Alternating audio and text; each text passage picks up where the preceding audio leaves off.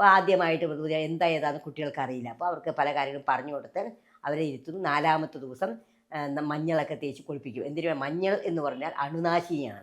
ആ മഞ്ഞൾ പാലും മഞ്ഞളും കൂടി ചേർത്ത് കുളിപ്പിക്കുമ്പോൾ ആ ശരീരത്തിന് പ്രത്യേക ഓജസ് ഉണ്ടാവും. അത് കഴിഞ്ഞ് കുളിപ്പിച്ച് അതിനൊക്കെ പണ്ടൊക്കെ ഭയങ്കര ചടങ്ങുകളൊക്കെ ആയിരുന്നു. വാക്കിലിടുക, വാക്കുരയിടുക, ആറാപ്പിടുക, അതൊക്കെ കഴിഞ്ഞ് കുളിച്ച് കൊണ്ടുവന്ന് ഒരു രാജകുമാരിയെ കൊണ്ടുവന്ന് പട്ടുസാരി ഉടുപ്പിച്ച് സ്വർണ്ണങ്ങളൊക്കെ ഇടിയിച്ച്, എല്ലാവരും സ്വർണ്ണങ്ങളാണ് കൊടുക്കുന്നത്, ഇപ്പോൾ മുതലാവില്ല കേട്ടോ. അപ്പോൾ സ്വർണ്ണങ്ങളൊക്കെ ഇടിയിച്ച്, ആഭരണങ്ങളൊക്കെ ഇടിയിച്ച്, പട്ടുസാരിയെ കുളിപ്പിച്ച് ഒരു കല്യാണപ്പെണ്ണിനെ കൊണ്ടുവരുമ്പോൾ കൊണ്ടുവന്ന് വാതിലടച്ചിട്ടുണ്ടെങ്കിൽ അകത്താരെ പുറത്താരെന്ന് വാതിൽ മുട്ടി ചോദിക്കും.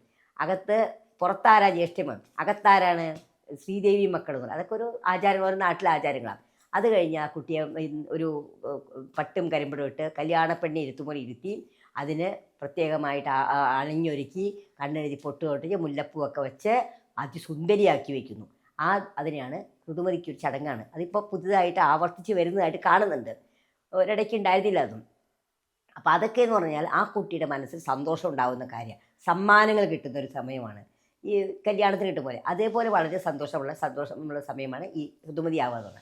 ഈ ഋതുമതി ആയിക്കഴിഞ്ഞാൽ അവർ തുളസിക്ക് വെള്ളമൊഴിക്കാനോ തുളസിയെ പ്രാർത്ഥിക്കാനോ പൂജാമുറി കയറാനോ നിലവിളക്ക് കൊളുത്താനോ പാടില്ല. ശരീരശുദ്ധിയായ ശേഷമേ പാടുള്ളൂ. അപ്പോൾ അത് പലരും ക്വസ്റ്റ്യൻ ചെയ്യേണ്ടത് എന്തുകൊണ്ടാണെന്ന് വയ്ക്കും.